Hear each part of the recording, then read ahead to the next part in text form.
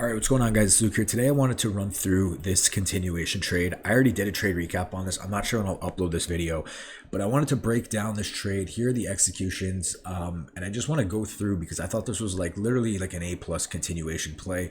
I'm going to break this trade down a little bit more in depth so that you guys can kind of see, and then you can see kind of what you need to look for with these higher time frame, or not higher time frame, but these really quality continuation plays where you have a higher time frame draw. And today was a great example. So coming into the day today, we obviously had all-time highs up here, but as you can see, market opens up and we end up just trading lower. So we end up displacing through all of this built up low resistance liquidity we had that was built up overnight from Asia session. And then at this point, we just keep continuing lower. So at this point, what happens right here, right? We get a pullback into this 15-minute gap. So from this 15-minute gap, if you guys are looking, is it more probable for price to want to continue lower at this point or to continue higher?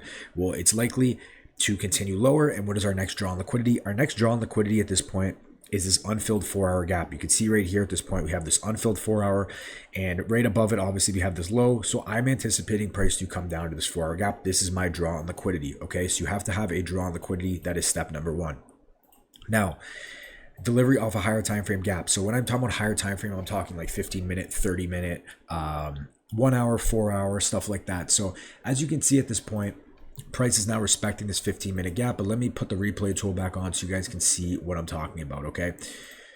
So basically, 10 a.m. right here opens up and we initially manipulate into this 15-minute gap. And from this 15-minute gap, we kind of start to get a move down here. And if you look at ES at the same time, ES is also at this time respecting off of a 30, well, not yet. Let me press forward really quick and then you can see when ES starts to manipulate up. So at this point right here, you could see ES is now rejecting and respecting off of a 30-minute bearish gap, and NQ is also respecting off of a higher time frame gap, and now they both have draws and liquidity lower. So my idea now is to use these gaps as conditions.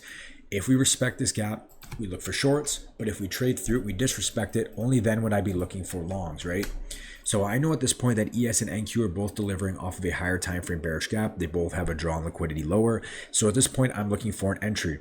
On top of that, what do we have here? Time and PO3. So let me break this down from the top, okay?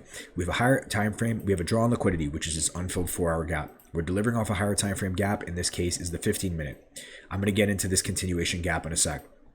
Is ES correlated? Yes, because ES has a draw on liquidity lower, and ES is also respecting off of a 30-minute gap. Now I'm going to get into time and the lower time frame confirmation. So if you guys know what time and PO3 is, PO3 is accumulation, manipulation, distribution. I have a whole video on that, but basically what you'll notice a lot of the times, 9:30, 9:45, 10 a.m., 10:30, but especially 10 a.m., price will break out of an accumulation. It'll manipulate, and then you can catch the distribution. So what you're looking for is to see the higher time frame wick get formed and the body to get formed, because 10 a.m. is a new 4-hour candle, a 1 hour, a new 30-minute, a new 15-minute. So you're trying to catch that distribution leg after the manipulation. So what does 10 a.m. do here? You could see 10 a.m. right here, we were accumulating right here, and we manipulate into this 15-minute gap. So from this 15-minute gap, I'm expecting the new 4-hour, 1 hour, 15-minute candle to have an open high and low close. I'm expecting this to be the manipulation and for price to distribute lower, because 10 a.m. has now opened up, tapped into a key level. In this case, our key level is this 15-minute gap. So we had an open high. I'm looking at this as being the wick getting put in on the higher time frame candle, and for price to distribute the other way. So for it to be an open high, low close. Okay. So from this 15-minute gap, what do we get? Okay, we get a break to the downside here. We start to kind of shift structure on the lower time frame. And then from here, what do? We pull back now into a 3-minute gap. So this 3-minute gap was created from this 15-minute gap. So this is like a continuation gap, okay? A lot of people call it sponsored gaps. I don't use that. I don't know. I just kind of do my own thing here. But you could see we're delivering off this 3-minute gap that was formed from this 15-minute gap. So now what am I looking for? I'm looking for a confirmation to short. And what's my draw on liquidity? This 4-hour gap. Do I have a break even? Yes, I have a break even right here. Okay. So again, we are now delivering off of a higher time frame 15-minute gap, while ES is also respecting out of a 30-minute bearish gap. Okay. Then 10 a.m. manipulated up, putting in the top wick. I'm expecting an open high, low close on that new candle, because again, 10 a.m. is a key time for the power of 3. Again, I have a whole video on that.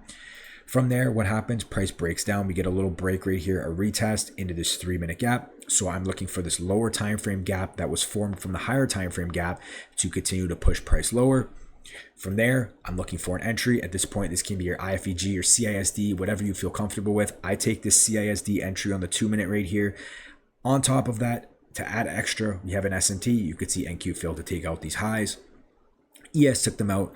Therefore, we have a bearish SMT. From here, we let price run, break even, and I get out a little bit before the gap. You can see price taps the 4-hour gap. And from there, moves up, we get a move up, and then from there we did get a slow chop to the upside. But let's break this down one more time. So I'm going to show you guys all the key criteria I had in this trade and what you guys can be using in your trades. Okay, have a draw on liquidity, a higher time frame draw on liquidity. In this case, it is this unfilled 4-hour. I want price to go to this unfilled 4-hour gap because it is always a strong draw on liquidity. Higher time frame unfilled gaps are always great draws on liquidity. Delivery off a higher time frame gap. Yes, price is delivering off this 15-minute gap. I'm expecting, as long as this 15-minute gap is respected, for price to push lower to our draw on liquidity. Lower time frame continuation gap, which is this 3-minute. From this 15-minute, we get a retrace into this 3-minute. This 3-minute gap was formed from this 15, so I'm expecting this gap to be our lower time frame continuation gap to continue to push price lower. Do we have correlation with ES? Yes. Okay, let me put this back again.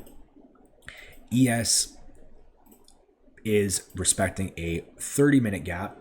Okay, we have an SMT, and if you look when we entered the trade, ES inversed this 2-minute gap right here and gave a strong displacing close right here. And if you look at NQ, when we entered, NQ gave us our 2-minute CISD. So both of them basically were doing the same thing. They were both correlated. Therefore, I want both to push bearish because they're both in line with each other, if that makes sense.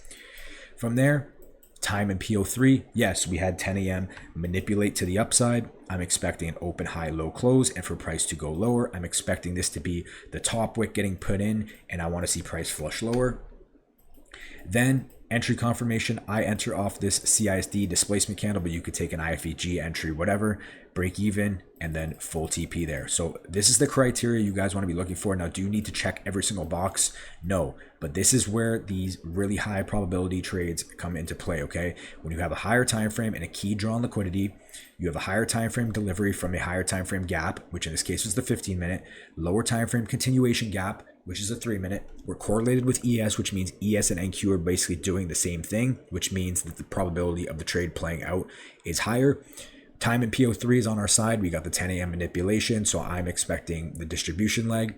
And entry confirmation, we just get a simple entry off that 2-minute candle. But again, you could take any entry you want that works for you. So as long as you have delivery off a gap, you have a strong draw on liquidity, ES is in line with you, you're getting some form of time or power of 3, and then entry confirmation, you're going to catch a lot of these continuation plays, and this is the A+ framework you really want to follow for continuation trades. So that's it from you guys. Wanted to break down this trade again one more time. A lot of working parts, and again, if you did hold to this 4-hour, this is a solid little trade right there you guys could have taken, and you could be done your day in literally how many minutes did this trade play out?